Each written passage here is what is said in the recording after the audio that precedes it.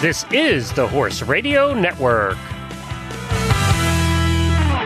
This is episode 121 of Healthy Critters Radio on the Horse Radio Network. Healthy Critters Radio is brought to you by Biostar US. Find them online at biostarus.com. On today's show, we discuss essential items for your tack trunk. In Patapedia, we share tips on colic signs and preventative measures. In Critter Nutrition, the focus is on Ayurvedic principles for feeding your dog. And in Coffee Klatch, we ask, what is your horse or dog's theme song? Join us.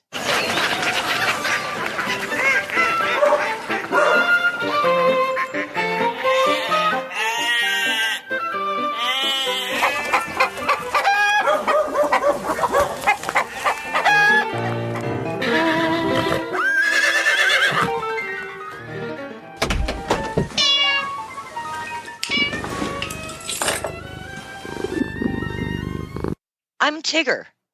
I'm Patty.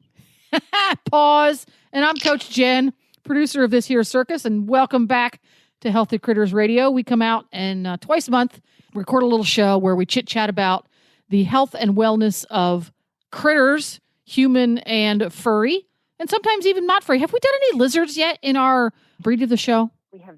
No. We have not. We have not done. Have we done turtle? We did a turtle, though, didn't we? Yes, we did do turtles. We did do turtles. So furry yes. and otherwise. Oh, yeah, that's right. Rescuing them. Yes. Yes. So furry and otherwise. Yes. So if you're new to Healthy Critters Radio, thanks for joining us.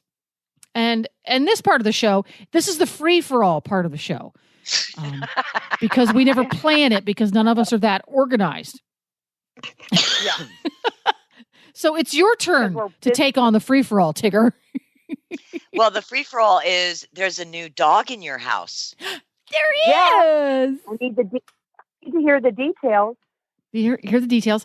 Longtime listeners at the Horse Radio Network know that Glenn is the chief muckety-muck here at Horse Radio Network. We're greyhound people. We've had greyhounds for many years, and we lost our greyhound back in February. She was the infirmities of old age. Finally, a few weeks back, we found an adorable greyhound available for adoption. So I took the day and drove down to Tampa and picked her up. He is a teeny tiny petite greyhound weighing in at a whopping 36 pounds, which is extremely small for a greyhound. Whoa. Once she puts on weight like right now, whippet. she's not much bigger than a whippet. Yeah, she's in racing weight right now. So she'll probably be about 38 pounds when she's filled out again.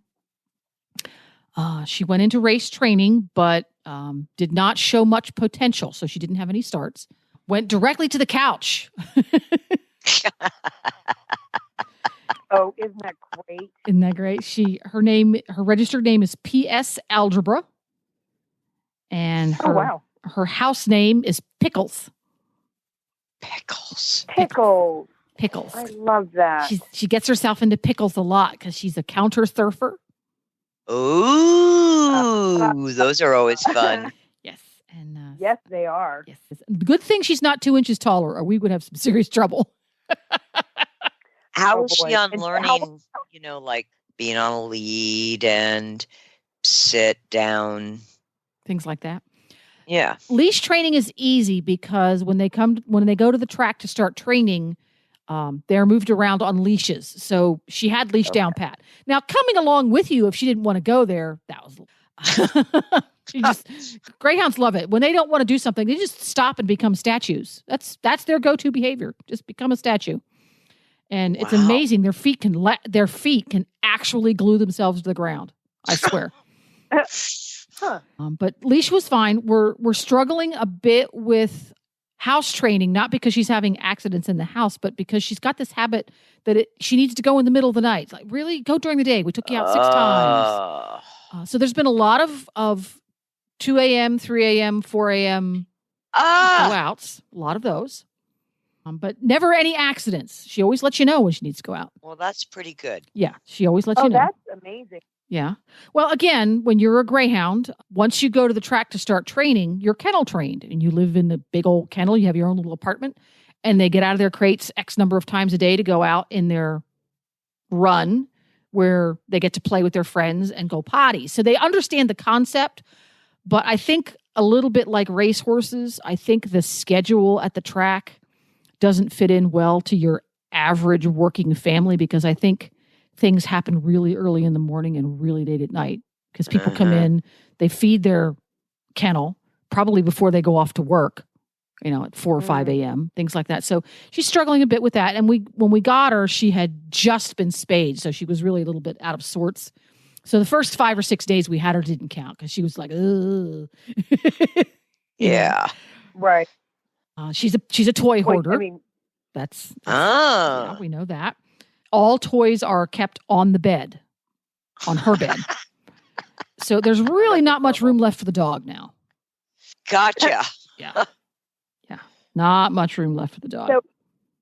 So how similar is she to your other one? Like, do you notice like a lot of differences? I mean, has this been a similar experience when you had gotten your other one? Very similar.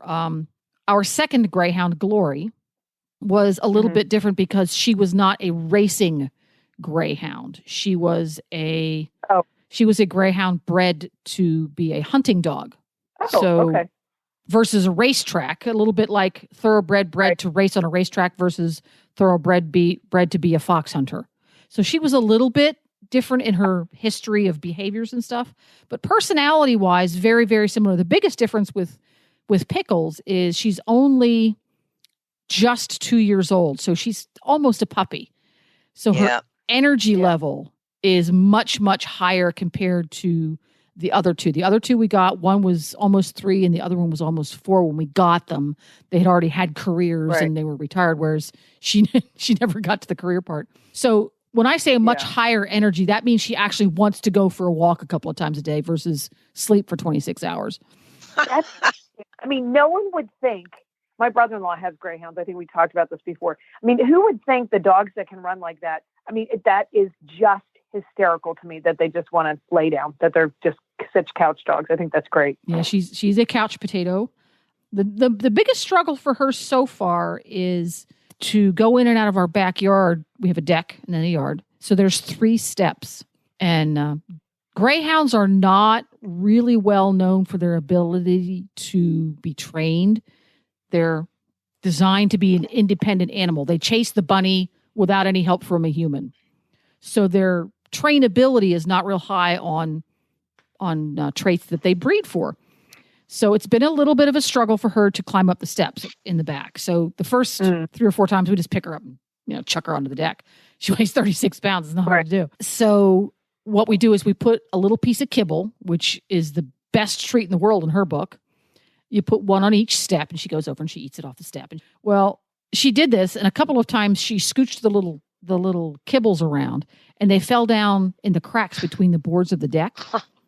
Oh no. Well, she remembered that. She remembers where all food products are. So she became obsessed with these bits of kibble that fell down between the boards. And every time we take her in and out on the leash, and we take her in and out on the leash, we just go up and down the ramp on the other side of the deck. Just go out, we're going on a leash, we're just going to do the thing. And she'd come up the ramp and turn left to go into the house, and she would stop and become a statue, because that's what greyhounds do. And she wouldn't move. She would not move, and she would just stare off into the distance. Okay, Lee, what do you want to do? You look at her, and then she'd walk over, and she would start chewing on the deck, trying to get the kernels of dog food out from between the boards. Okay. Yeah, she likes her food, this one. That's a good thing. I think food-motivated dogs really are the easiest to train. Well, it makes it so much easier. Yep. And yeah, definitely. Yeah. Now I just have to figure out, I've got to get my timing right, We've started to teach her a little bit of recall, because I'm not good about teaching my dogs a lot of behaviors, but recall is the one thing I always make sure they understand, because that's kind of a lifesaver, isn't it? Yeah. So we've started teaching her that, and she's starting to get it a little bit, where Glenn and I will stand at either end of a large area. We turn her loose in the riding arena in the back, because the whole place is fenced and the riding arena is a good size. And we can stand there and we'll call her, and you come over to me, you get a cookie, and then you come over to me and you get a cookie. It was kind of funny because at first she would come to one of us and we'd give her a piece of kibble. But then she wouldn't leave to go to the other person. She's going, no, this person has kibble. I'm not leaving this person. I can smell that they still have kibble. And she wouldn't leave until she'd eaten all the kibble from that person. And then she would go to the other person. Oh, boy. So she's been she's been a lovely, lovely little greyhound. And we're looking forward to lots of adventures with her. She likes to go out and investigate things and meet the world. And like most greyhounds, there's probably not a human on earth that she doesn't love. They're just very, very social. That's awesome. Yeah. So that's that's awesome. I'm so glad. I'm so glad you've got a dog now. I felt so badly for you for so many months, how empty a house feels without 4 paws, with a baby cat or dog. Wait, how many paws do you have complete? Yeah. How many paws do you have, Tigger? 32. There you go. So anybody who needs a paw or a couple of paws. You can loan some. You can loan some out. But we need to talk about important things to have in your tack trunk. Yeah. I haven't thought about this in years because I don't really have a tack trunk anymore. So this really got me thinking. You guys get started because I haven't formed good thoughts yet. Well, think of it also as what's in your feed room. You know, that your emergency supplies, your absolute essentials in a barn. Or I was thinking a tack trunk for people who are boarding. You know, you have a place where you put all your important, necessary items. And what are they? So, you know, for me, it begins with butanbanamine and SOPs. Those 3 are kind of at the top of my list. There you go. Then we get into ichthymol and, you know, your basic wound dressing, betadine. How about you, Patty? A wine opener.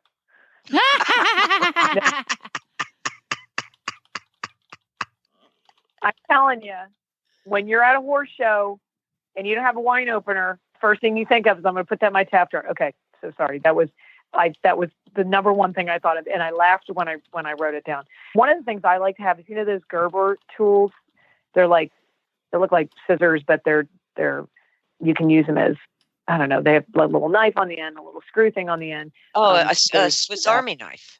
Yeah, kind of like a Swiss Army knife, but Gerbers are ones that you open up that kind of end up looking like scissors, but they're not. They're just a good all-around thing, I think, to have. And I like that. That's just like when I think about travel. When you were saying tack truck, I was thinking like when I traveled to a horse show. Again, why I said wine opener. But you know me, Tiggs. I always have my coconut oil. Yeah. I mean, you know, you can't go anywhere without coconut oil. No. It's amazing. In fact, the other day I was thinking of you because my baby horse's tail was just a little dry because it can be really dry up here when it doesn't rain.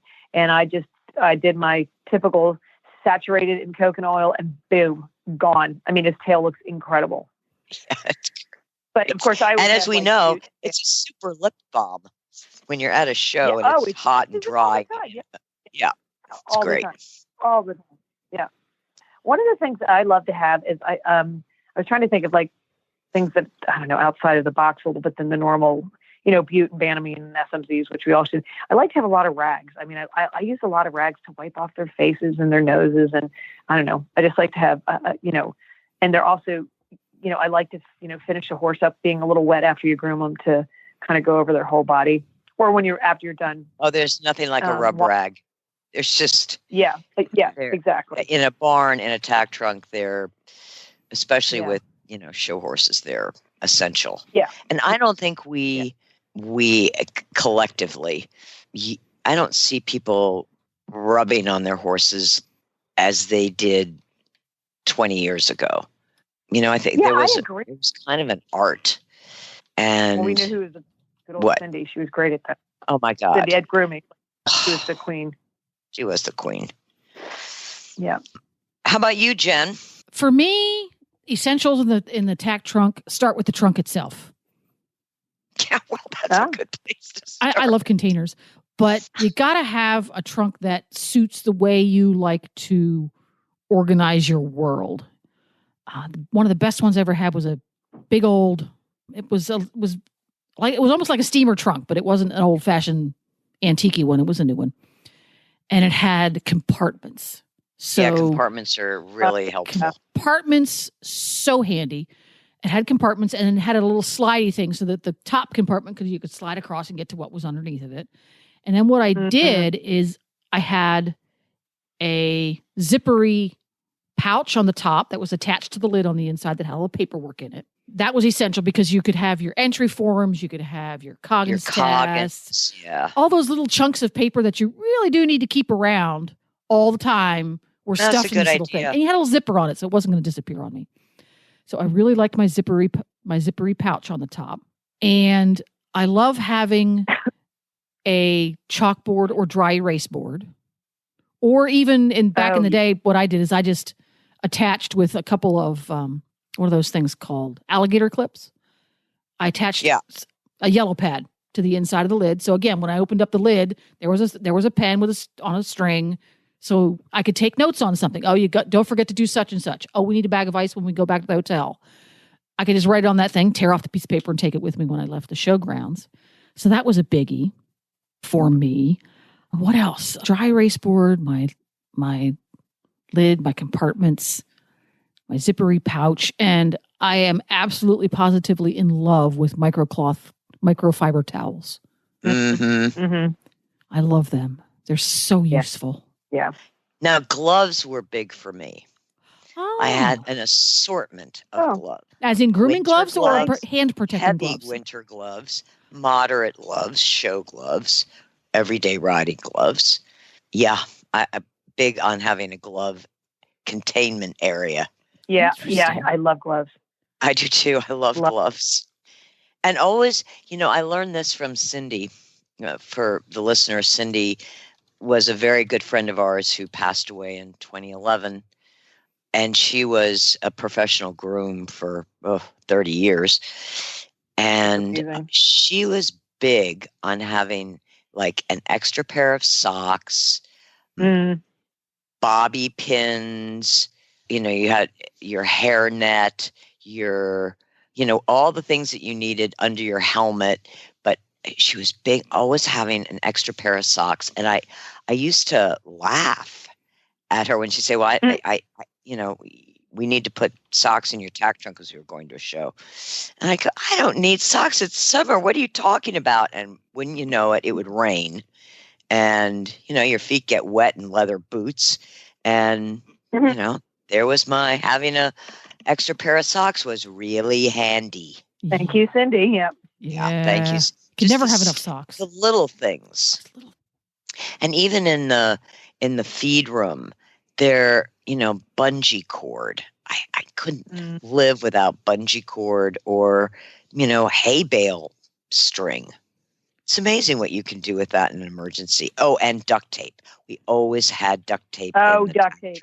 It's a must. Agreed. Now, of course, these days you probably have hand sanitizer. And a couple of spare masks. Yeah. And just having basic medicine, vet wrap. I mean, it's in every barn. There are just some basic essentials.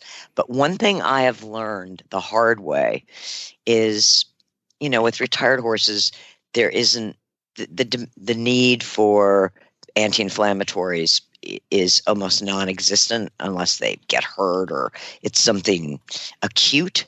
And I went into the tack trunk and pulled out my Banamine paste, and it had expired like a year or two before. So my advice is, make sure your meds are up to date. Yeah, that's true. Yeah. You don't want to, because when you need it now, and that is not the time to find out that it expired a year and a half ago. Yeah. Correct. Yeah. Correct. I had a vet in Houston, very sweet thing that he did. He, because I was always saying, can you leave me this? Can you leave me that? He goes, I'm going to do you one thing better. And he brought me a little container, and then it was like injectable Banamine, a couple other things. And they would be bottles that were like half used. And if I didn't use them in a 6-month period, he would take them and then he would replace them. With the same half bottles. Yeah, it was really pretty amazing. I'd never had another vet offer to do that. And I mean, he was there frequently enough, and he would just, he would remember, or I would remember, and he would go through. I mean, obviously the Banamine was kind of the biggest thing, but that way, he would just come and, take the stuff that we hadn't used or whatever, and he would replace it with something that was newer. Isn't that cool? Wow. But I only ever paid cool. bottle. Yeah. Yeah. I thought that was kind of smart. Well, that's pretty cool. Yeah. How about that? And 4x4s. Yeah. Oh, yeah. Yeah, they're just you just can't have enough 4x4s. They're useful for everything from so many things, from abscesses to cleaning bits. Yep. And or putting them in your boots because your boots hurt a little bit around your ankle. Yeah, you got a blister. Yeah. Mm-hmm. Yep. Yeah, in fact, Band-Aids. I always had a container of Band-Aids in the Tack trunk. There you go. Oh, sewing kit, like little sewing kits. Oh, sewing kits. Yeah, I don't know how to use them, but I had one. Yeah. Cool. Cindy was good at the sewing stuff, like sewing a button on a jacket or. Yeah. So if you have interesting things that you have in your Tack trunk, let us know by dropping us a postcard, or you can see us online at either biostarus.com or healthycrittersradio.com.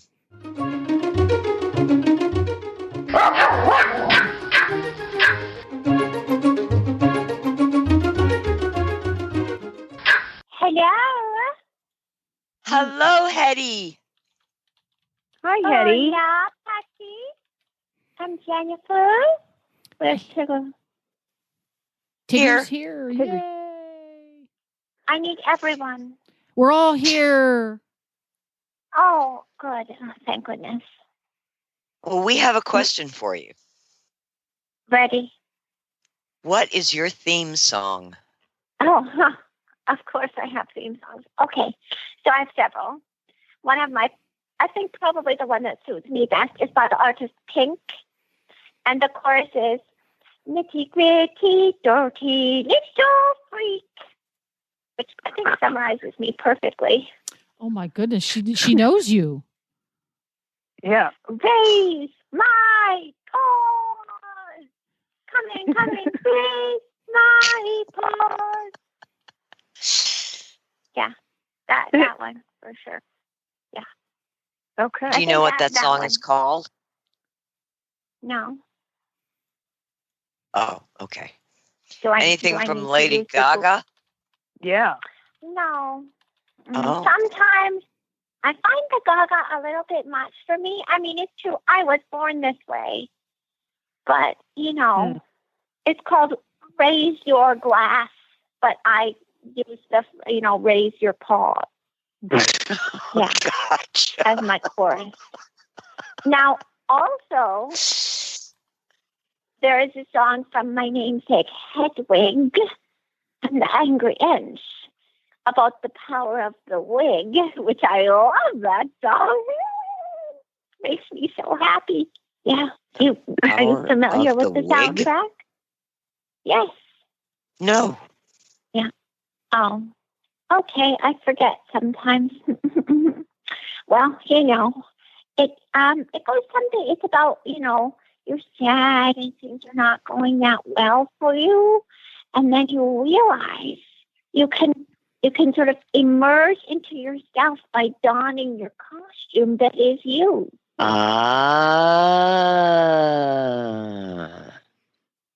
So I've changed the lyrics a little bit to suit me because, I'm a dog instead of a person. Right. And it's really a song about a person. But just to give you a sampling, look back on where I'm from. Look at the star that I've become. And the strangest things seem suddenly routine. I look up from my giant toy box. I gift wrap wig still in the box. Touring velveteen. I put on some makeup, turn on the 8-track. I'm getting the wig down from the shelf. Suddenly I'm Miss Sarah Fawcett from TV until I wake up and I'm turned back to myself. Yeah, great song. You guys should really listen to all musical. Okay. Yeah, I'm just impressed that you did all of that. That was very enlightening. Yeah, no kidding. Yeah. My dogs couldn't do that. Well, you know, we like to practice karaoke here. Of course. During COVID times, we can't go out. Oh, that's true. Well, when COVID is finally behind us, I'll be looking forward to seeing you perform at a karaoke bar. Yeah, I'm amazing at karaoke. I bet you are. Yeah, I want to see that. Super amazing. Well, thanks, Hetty. Thanks, Hetty. Bye, Hetty. Bye.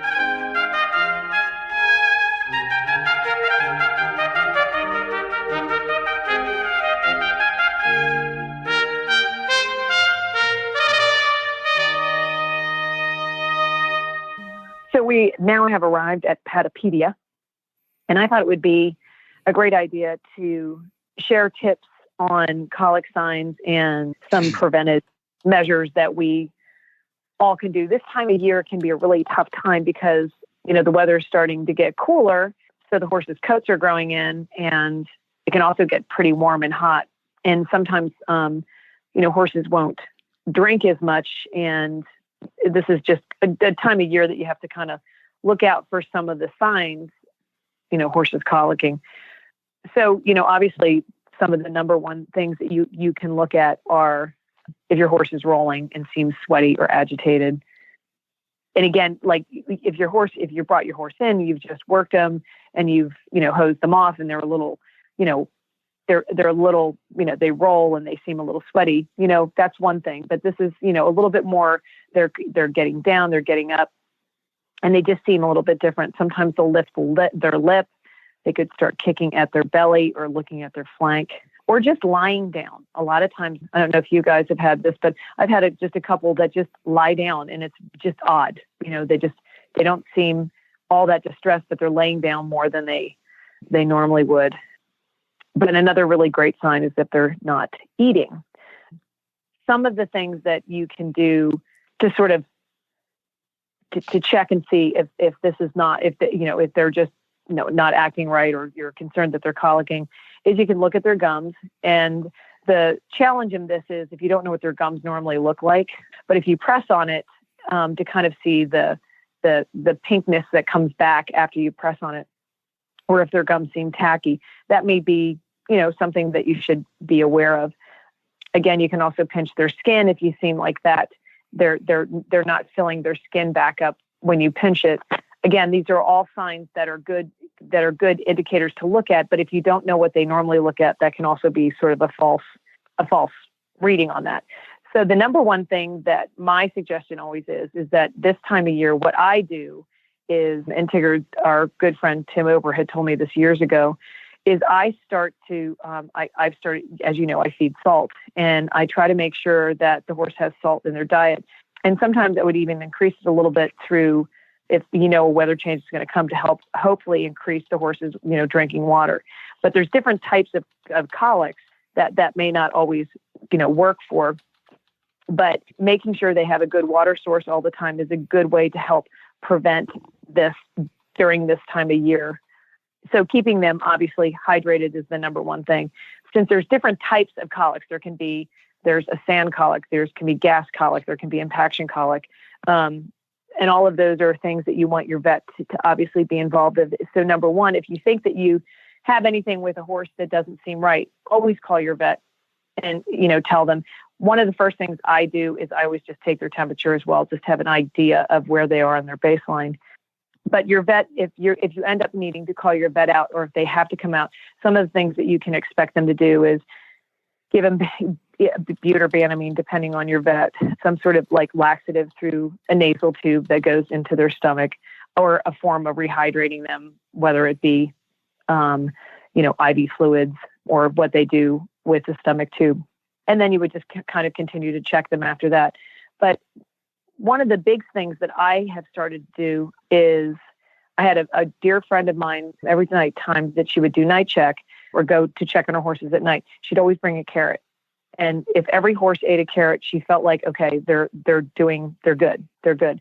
But every now and then, if one of the horses wouldn't eat a carrot, then that would be something that would kind of trigger to say, okay, well, I'm going to keep my eye on this horse because that's a little bit unusual, because most of the time horses are going to want to eat a carrot or a snack or something. Obviously, like I said before, having fresh water is a great thing to have. If you turn your horses out, I tend to turn my horses out at night as much as I can. Being in Texas, it gets a little cold here through the night, but it's so great to have a horse be able to move around and have fresh water. So that's another thing that is a good preventative. The more that you can have your horses out and grazing and have their heads down and have access to fresh water is another good. It's a great preventative, but you want to be super careful about where you put the hay on the ground. If you're in a sandy area, you want to do your best to, we have these really low water troughs that you can actually set the hay in that helps, the horses not spread the hay around, or they sell these hay feeders that are great, because sometimes when the horses eat off the ground, they can also ingest some sand, which can then end up being one of the other types of colic, which is called a sand colic. And depending on the area of the country that you're in, that can be something that that would probably tell you to look out for. But the number one thing is just if you see that your horse is acting a little odd and seems not, if they seem a little sweaty, or they're not eating, or they're rolling, or they're looking at her flank, that's usually a pretty big red flag that something may not be 100% right. I always call my vet to make sure. Sometimes you can treat these things without the vet having to come out, but you'll always end up watching them. But the big thing is, if you can have fresh water, make sure they get out moving around and access to, good pasture and being able to walk around. That's all great preventatives. And like I said, that one little trick of giving a horse a carrot or a snack, if they eat, that doesn't promise that they're not having a problem with their stomach, but it's a great indicator that they may be okay. Do you guys have any tips that you use when you have an idea that they're not feeling good? I do. Be a poop watcher. Yeah, that's another great one. You count the poops, take note of the poop texture. If your horse's manure texture changes, you go in the stall in the morning to clean it out or to throw their hay or something. There's less poop than normally there is. There's more poop than there normally is. The poop is stirred around more or less. This is something I noticed with Nigel, because Nigel is not a good drinker in his stall. He tends to just say, nope, not drinking when I'm in here. If he's in his stall overnight, the manure that comes out of that horse during the next day is considerably drier than normal, because he's behind on his water consumption. So if he has to stay in his stall overnight, or God forbid he has to stay in his stall for a whole 24 hours, which isn't normal because he's an outdoor horse, he just has to have everything he eats has to be wet, because he's not going to drink water. It's just every trick in the book. It just doesn't work. He's not going to drink his water. And then I have to keep a really, really close eye on that manure. It's like, oh, look, that's dry. Or I'm out there cleaning the paddock, because we clean the manure out of the paddock each day. And he's not been in the barn, but I go, wait a minute, these 3 piles over here are dry, and he's not been in the barn. That's a big red flag, because there's a reason that manure is drier than normal or wetter than normal, because that could, you can have digestive issues that cause diarrhea as well as impaction. So just become obsessed with manure, quantity, quality, and how much it gets moved around, where it is. If the manure is all in one place in their turnout area where normally it would be spread around, well, maybe your horse didn't move all night long and there's something amiss. There you go. That's my advice. That's a good one too. Yep, that's a good one. Biostar has a hydration formula. It's in a tube. It's called Elixir, and it can pull the dehydrated horses out of early colic. Okay, that's awesome. Sounds like something. It sounds like something folks need to have on hand. Yeah, it's something to have in the barn. Maybe. And horses love it. I mean, they suck on it. They suck on the tube. Oh, wow. So is that something that someone could use, for example, a horse like Nigel, who typically lives outdoors, but when he does have to be in a stall for a period of time, for example, there's a hurricane coming, horses can't be outside, you can give it to them as a preventative. Okay, you're just going to get this on general principles. Yeah. To keep you hydrated. Keep you hydrated. This is interesting. We're going to have to add that to the shopping cart along with Pickles Theracalm. There you go. No dog home should be without it. No dog home should be without Theracalm. Just saying. Well, cool. Well, perfect. So anybody else that has any tricks that they do that help, put up a flag or be a preventative or what they do during a colic, please let us know. I'd love to share them.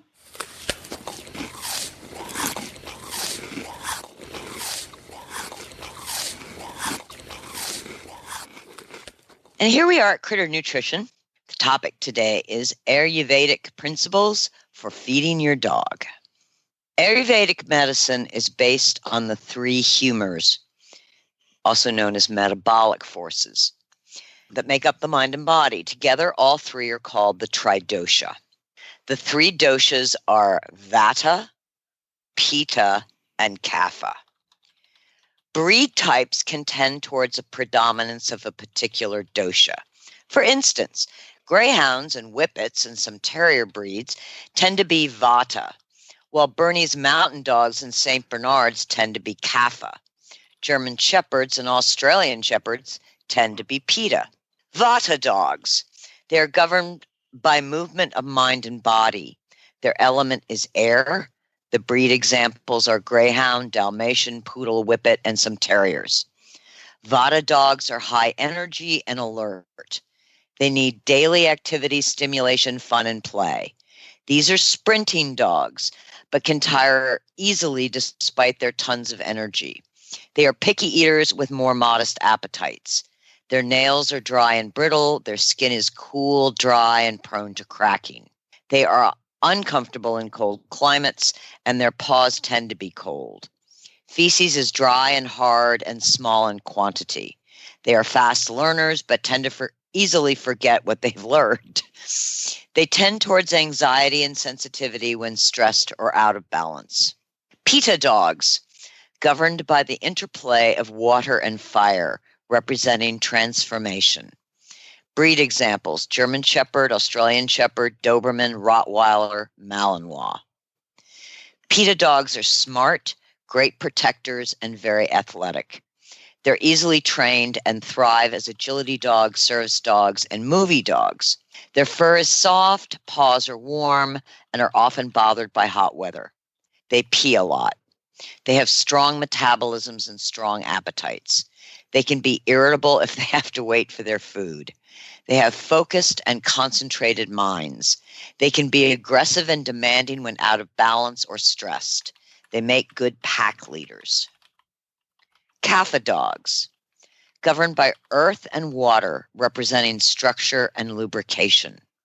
Breed examples: St. Bernard, Basset Hound, Bernese Mountain Dog, Labrador Retrievers.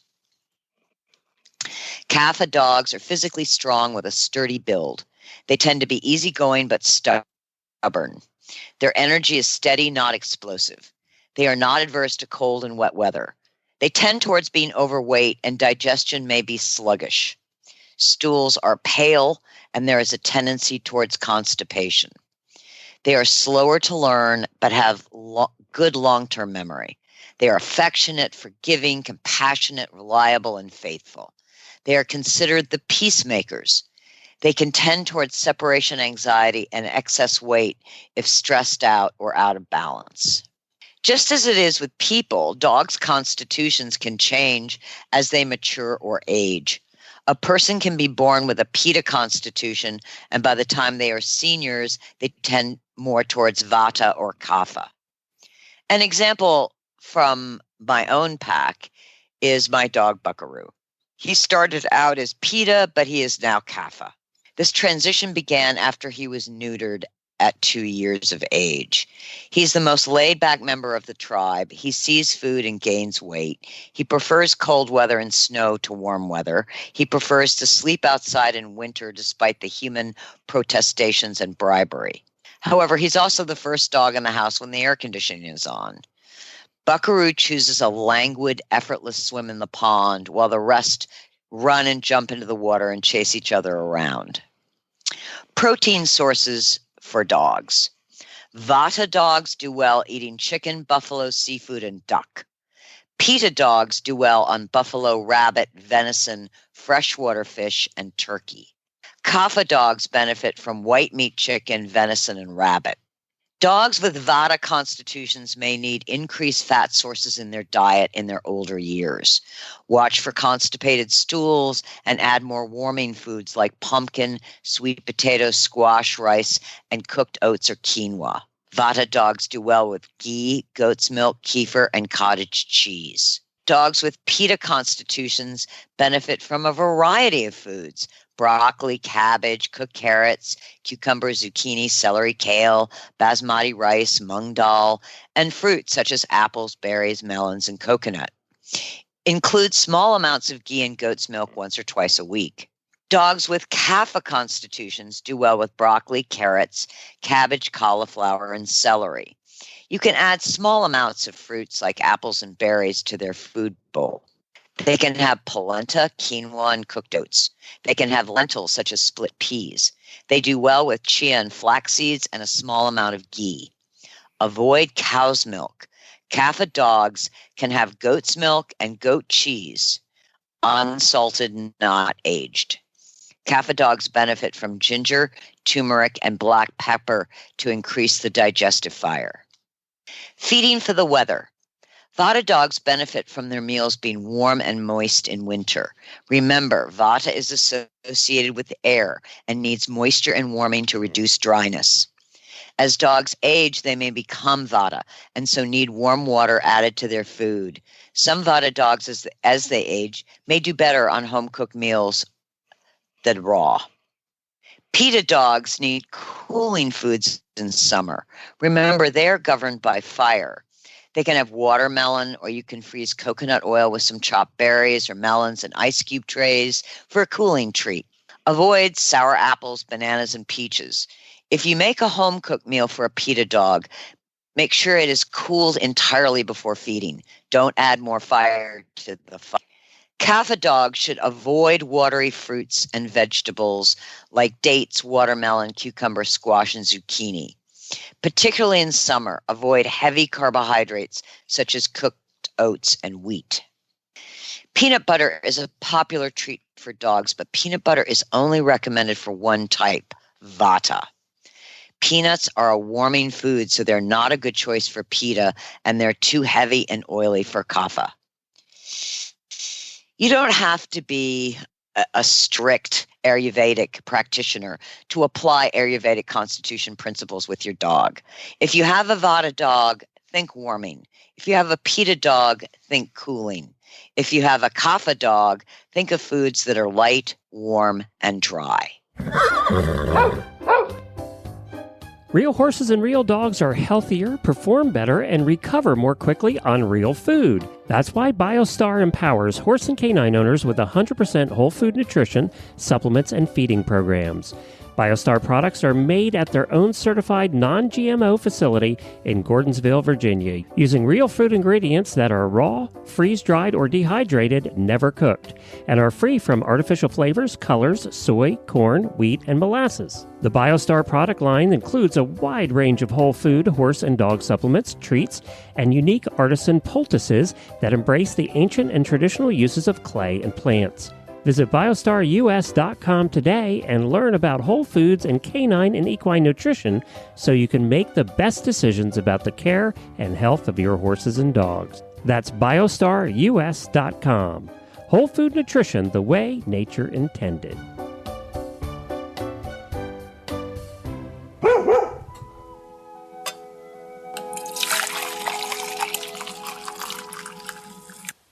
So here we are at Coffee Klatch. The topic is, what is your horse or dog's theme song? I'm going to start off our sharing with my oldest dog of the pack, Kemosabe. And his theme song is I'll Stand By You by the Pretenders. Oh, perfect. Oh. The youngest member of the pack, Keen, he has two because he's a juvenile at a year old and he can't make up his mind. So his first choice is Pink Cadillac by Bruce Springsteen because he's an intact boy and he knows it. And his second is Viva La Vida by Coldplay because he has that sense of exuberance and loving life. How about you, Patty? Well, I catch my 2-year-old intact Australian Shepherd has recently discovered that he is a 2-year-old intact Australian Shepherd. And his song is "Are You Gonna Be My Girl" by Jet. And it should be "Can I Go Find My Girl?" But that's the best song that I can figure. "Are You Gonna Be My Girl?" And it's not. He's not obnoxious, but he's just like, it's like somebody turned on the switch. Yep. And said, "This is what we're doing."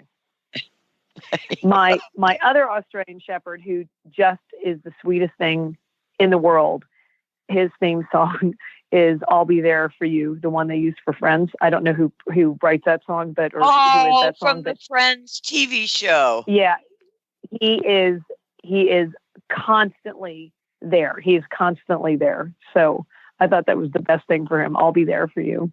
That's perfect. What about you? What about you, Jennifer? Well, I took this a little more literally. So I found theme songs that were theme songs for my pets. Okay. And Scooter, the world's most obnoxious hackney pony, his theme song is the theme song from Laverne and Shirley. Oh my gosh, I love it. Oh my God. I love it. I love that one. Give us any chance, we'll take it. Read us any rule, we'll break it. That's his theme song right there. It. I love it. That's Scooter. Nigel, the I can't be an OTTB because I was so bad at it that I never got to the track. He's kind of a happy, jolly character. If he was a cartoon character, he'd be Frosty the Snowman. Aww. And his theme song is the song from the original Sesame Street. Oh, I don't know that one. I'm on my way to where the air is sweet. Can you tell me how to get to Sesame Street? He's on his way. He has no idea where he's going, but he's happy he's on his way. Here we go. There you go. And well, how about Pickles? Pickles, the newest member of the furry family, the theme song from the TV show, I'm going to date myself, The Monkees. Oh, I love the Monkees. We're just trying to be friendly. Love the Monkees. Just trying to be friendly. Come and watch us sing and play. Oh my gosh, I love that. Oh, that's great. Yes, I had a good time looking up lyrics. Yes, so there we go. And I only have the 3 of them, so my job was a little easier than you guys. Yeah. Yeah, I didn't do the entire pack. Yeah, because you have a pack. You have 38 paws. Yeah. I have 38 paws. Right, you have 38 paws. That's Wookie is more of a Bette Midler type. Oh. Yeah. Well, so good taste. Wookie, I can see her sort of Chapel of Love and Do You Want to Dance? Yeah, sung in that sultry Bette Midler way because she's such a flirt. But she's a badass too. So, maybe a little bit of Material Girl by Madonna. Okay, that's hysterical. That's adorable. I love that. And Buckaroo is sitting by the dock of the bay. Absolutely Otis Redding. Yeah. Otis Redding, that's good. Oh. So if your horse or dog has a theme song, let us know. Send us a postcard at Biostar US, 1 Cleveland Street, Gordonsville, Virginia, 22942. Or get us on Facebook at Healthy Critters Radio or on our website, healthycrittersradio.com. Thanks for listening, everyone, and thanks to our sponsor, Biostar US. You can find them online at biostarus.com. Get the Horse Radio Network phone app on iOS or Android by searching for Horse Radio Network in the App Store. It's free and easy to use. For details about today's show, go to healthycrittersradio.com, where you can find links, photos, and more information about our guests. As always, we love your feedback. Please follow us on Facebook under Healthy Critters Radio. Be sure to visit all the great shows on Horse Radio Network at horseradionetwork.com. Love your dog. Hug your horse. Feed your chickens. Clean your litter box. Dance with your goat. Slither with your snakes. Howl at the moon. Hang with your hamster. Party with your parrot. Waddle with your walrus. Outwit your otter. Cuddle your cows. Rap with your raptor. Go chipping with your chipmunks. Forgive your fox. While hedging your hog. We also recommend that you rack with your raccoon. Gyrate with your giraffe. Meditate with a meerkat. Uber with your orangutan. Facebook with your flamingo. Ponder with your panda. Walk with your Wookiee. Yawn with your yak. Twitter with your toucan. Go raining with your reindeer. Dropbox your dragon.